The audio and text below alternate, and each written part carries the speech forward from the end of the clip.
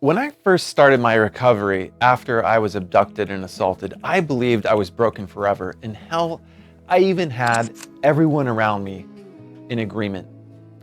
I was exhausted. I was stuck in fear. I thought that the best I could do for all of this was just to cope. And I can't tell you how hard the fall was from having everything you'd want in life, being married on this beautiful ship a year prior, kicking ass at work, to having being a victim of this total mess. It was a change that was so abrupt, it literally takes all the wind out of your sails and out of your soul. And we've established the obvious here. Dealing with SA is likely the most difficult challenge you'll ever face, and it definitely was in my case. So here's the question. What can you do to get through this faster? Today, I'm going to share 14 lessons on healing that I wish I'd known earlier. By the end, you'll see how you can start applying them in your own life immediately. Lesson number 1, healing starts with your nervous system. First, I tried to heal by thinking my way out of trauma, analyzing it. I thought if I thought about it enough and talked about it enough, I'd be free. But it didn't work that way. Trauma doesn't live in your thoughts as much as it lives in your body's automatic responses, also called your nervous system.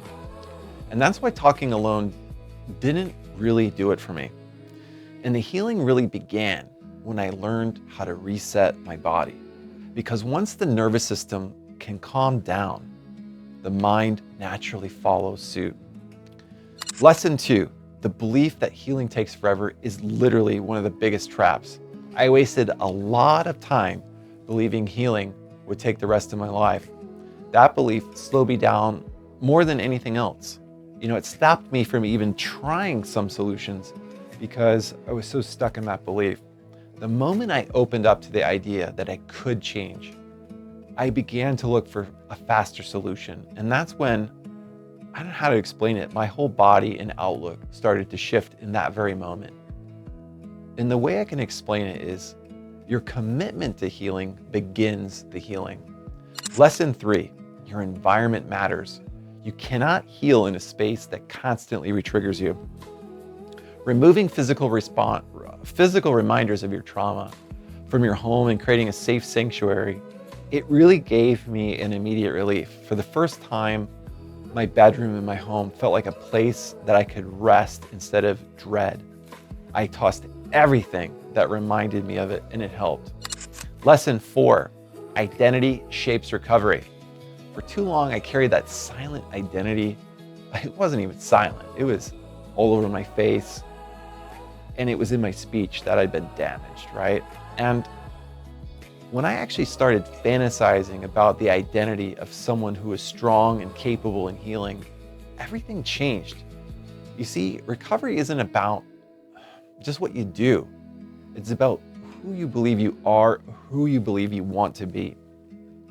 Lesson 5, energy leaks keep you stuck. Toxic connections, whether they're with people, places, even objects, they drain you. One of the most freeing steps I took was cutting loose some of these ties. With each release, I felt lighter, freer, and more in control of my own energy. Lesson 6, reliving trauma is not necessary. You don't need to go back into those moments to heal. It's not necessary. Healing happens by creating new emotional states in the present, like states of calm, of gratitude, of joy, of strength and power. You don't need to keep reopening those old wounds to finally close them. You see, trauma is ultimately healing from it. Is about replacement. Lesson 7, your future self can guide you.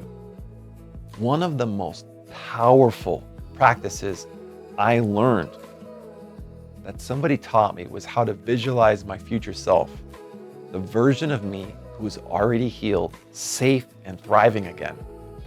That gave me the goalpost, the proof, almost like having a map of where I wanted to go. And it was inside my imagination. And that's what made the transformation possible. Lesson 8, your emotional state of relaxing, of peace can be anchored. And for me, scent became a neurological switch for calm. I'm not talking about aromatherapy. I don't even believe in that stuff. See, the science is more about association. And anytime the panic rose up, I used scent anchoring and brought my body back to serenity within seconds. Peace stopped being fragile and it became portable. I could do it anywhere.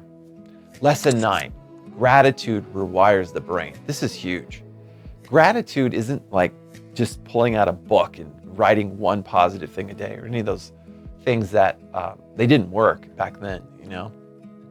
It literally reshapes the nervous system though when you do some powerful closed eye exercises on gratitude that we teach. And anchoring gratitude into my daily routine pulled me from scarcity into abundance. Because remember what we talked about earlier, it's like, actually I'll talk about it now. You can't not think about a pink elephant, right?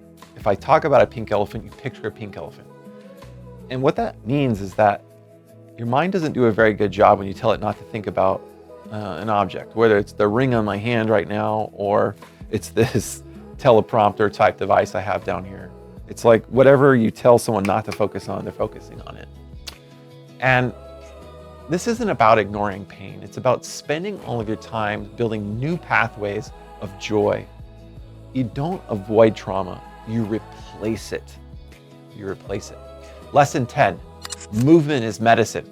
Healing is not going to happen in stillness. Sometimes it's movement, a single action, a decision. And for me, I paired a series of moves that Tony Robbins taught me. I combined it with scent anchoring, and it was amazing. I used that for that sensation of aliveness. You know, it interrupted the depression and activated joy, even on the hardest days. Lesson 11, courage can be conditioned. Fear used to silence me. I mean, literally, they called it aphasia. And that's where your voice locks up. And I have the same stories as many of you. But I learned that courage is like a muscle and you can absolutely retrain it. Through anchors and practice, I shifted from that frozen state when I needed it to be not there, to being fierce. I discovered I could speak, I could act, and I could protect myself from this happening again with strength I didn't know I had. Lesson 12, integration creates mastery. It's not just about individual emotional states, it's about combining them. The best way I would describe it, it's like having a menu of emotions to choose from. Whether it's peace, gratitude, aliveness, or courage. When they come together, that's when you stop feeling fragmented and you begin to really feel whole again. Like you have all the emotions that a normal, happy, functioning person has in their life. Lesson 13, community is essential. Isolation, it feeds trauma, and connection heals it. Joining joy-focused communities that make you happy, you know, that's the key. It's one of the most well-known things about my trauma story. You know, resetting my nervous system, it really reminded me that life could be full of laughter again. Who knows, you know, now with all the stuff online, but, you know, I would say this, you know, like I've surrounded myself in my current life ever since this happened with happy groups of people. And I'm not talking about trauma groups. I'm talking about skydivers, paragliders, etc. And that's why at our company, in our own communities, we're so careful about locking down new clients' ability to just share their story. We don't do that, you know. And one of the things you'll learn is we have an amazing community. I'm not going to share it tonight, but man, it's so amazing because when you're new, we turn that part off, that need to share your story, you need to identify with it. We just literally put it to the side. We start retraining you on who you want to be and where you want to go. It's a fascinating transformation. And all that's free, by the way. We can get to that later. Lesson 14, maintenance prevents relapse. Healing is not a one-time event. That's really important. It's a practice. Just like you charge your phone, right? Every day you charge your phone.